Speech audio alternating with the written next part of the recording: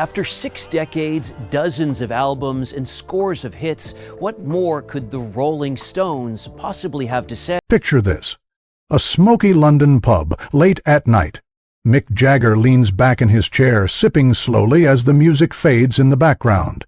He's been asked the same question 1,000 times. Who are your favorite singers? But tonight, something shifts. He doesn't rattle off the usual suspects. He pauses, smirks, and then he says it. 5 names. All women. And each one a force of nature. For the man who strutted across stages for 6 decades, shared studios with legends, and helped define rock and roll swagger, these names weren't just influences. They were obsessions, inspirations, warnings. These are the 5 female vocalists who shook Mick Jagger to his core. The first voice he mentioned, the one that terrified and thrilled him at the same time, the name? Janis Joplin. She didn't sing, she detonated. She didn't walk into a song, she blew the doors off it. Janis Joplin was chaos wrapped in denim and whiskey.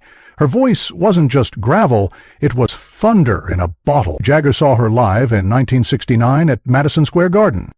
She walked out barefoot, hair wild, a bottle in one hand and heartbreak in the other. When she hit the chorus of Piece of My Heart, even Keith Richards, legendary for never blinking, stood still. Silent. She was a storm. She was flame. What Mick loved most. She was unapologetically raw. She didn't flirt with the mic. She devoured it. She made suffering sound like sex and rage sound like prayer. For Jagger, who built his name on performance, danger, and seduction, Janis wasn't competition. She was confrontation. She terrified him because she was free, not rebellious. Free. No image, no script, just pure emotion burning out of control. After that night, he called her untouchable, not because she was flawless, but because there was no act. She was too real to fake. And the next woman, she made elegance feel like a riot. That voice, Stevie Nicks. There was a time in the late 70s when Fleetwood Mac ruled the charts and Stevie Nicks ruled Mick Jagger's imagination. They toured together, danced in hotel bars lit by candle smoke. Rumors swirled like their shadows on ballroom walls. But beyond the flirtation and fame, what hooked Jagger wasn't her beauty or her mystery.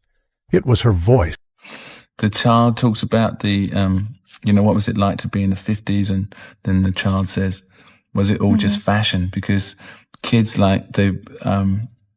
Basquet haunted spell that wrapped around every syllable, every line. He once said she could make even a goodbye sound like a prophecy. And when she sang Gold Dust Woman live, he didn't just watch, he surrendered, like a man under hypnosis, eyes wide from the wings. Stevie didn't belt, she conjured. She wasn't loud, she was magnetic. In a world full of screaming frontmen and posturing stars, her power came in quiet waves. Her presence didn't crash in, it crept under your skin. For Jagger, whose persona danced on chaos, Stevie was something stranger, calm and commanding, a storm in slow motion. But if Stevie floated, the next woman struck like a hammer. Her name? Tina Turner. Tina didn't just move, she erupted, fire in her eyes, storm in her stride. Jagger had always been a student of performance, of movement, of how to make a stage burn. But Tina? Tina made the stage feel like it was trying to keep up. She wasn't a performer. She was a cyclone wrapped in sequins and muscle. She didn't walk out. She exploded onto it. Every stomp was a thunderclap. Every scream a battle cry. She didn't perform. She conquered. Her body, her voice, her presence, it was all war. And the crowd never stood a chance. She didn't just move to the rhythm.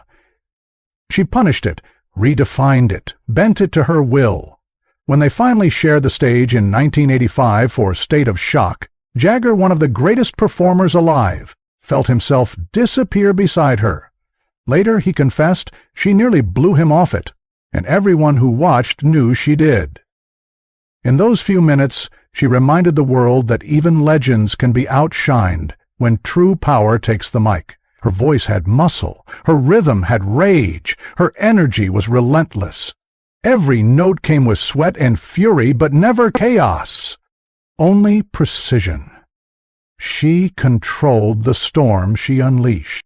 For Mick, Tina wasn't just a singer. She was a masterclass in power, sweat, and soul. She didn't need lights or tricks. Her presence alone lit up the room. She didn't ask for attention, she demanded surrender. And then came the voice that felt like velvet poured over a gun. Chrissy Hind. With the Pretenders, Chrissy brought punk edge and polished cool in equal measure. She could spit venom and still sound sultry. Mick admired that duality deeply, because it was rare to find someone who could sound dangerous and seductive in the same breath. She wasn't trying to please. She was daring you to flinch. They met in the early 1800s, when everything in rock was either burning down or being reborn. He expected fire. What he got was steel. Unbending, unapologetic. In conversation, she was sharper than him, quick, dry, fearless. Her silences could slice deeper than some singers' screams. On stage, she didn't sweat or plead. She ruled, cold, precise, magnetic. She had the presence of someone who didn't care whether you liked her, and that made you unable to look away. And when she sang Brass in Pocket, it wasn't a request. It was a warning wrapped in lipstick. It wasn't just confidence. It was control disguised as charm. Mick called her one of the few vocalists who didn't try to impress. She didn't chase applause. She didn't need to. She commanded presence. She stared the audience down and dared them to keep up. And often, she didn't just own the stage, she stripped it down to her level and made it hers. Watching Chrissy, he saw what control looked like when it was quiet, what confidence sounded like when it didn't need to shout. She wasn't just a front woman, she was a force field in leather and eyeliner. But the last name on his list? That one came with a smile, and maybe a little ache. Patti Smith. Patti was poetry on fire. She didn't just sing. She howled, she pleaded, she testified. She wasn't a singer in the traditional sense. She was a prophetess with a microphone, a preacher with electric venom in her veins. Her stage wasn't lit, it was possessed. Jagger first saw her perform at CBGB in the late 17s. She was barefoot, hair matted, sweat shining on her face like war paint. She didn't care about being pretty. She cared about being true. She didn't play a role, she became the moment. Her voice cracked, broke, soared, and every word sounded like a dare.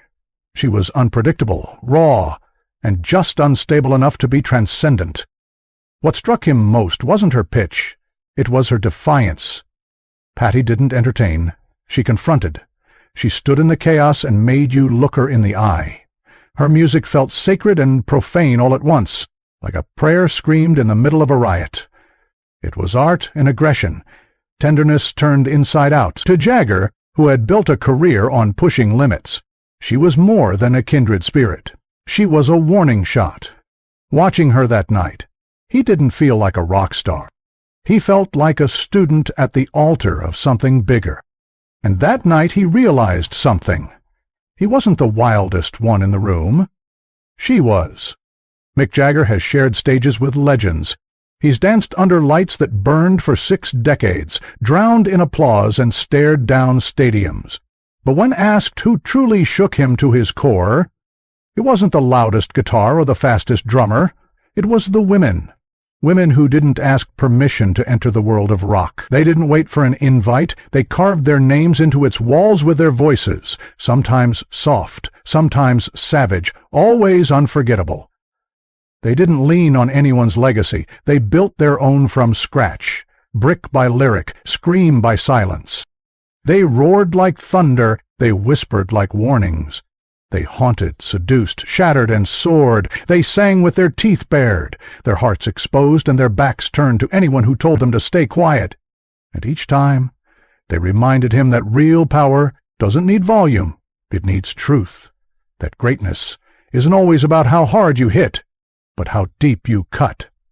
To this day, their voices echo in every stage he steps on, in every line he writes. Their presence lingers like smoke after a fire, not because he mimicked them, but because he witnessed something holy in their chaos, and knew that in a world full of kings, these were the queens who never needed crowns.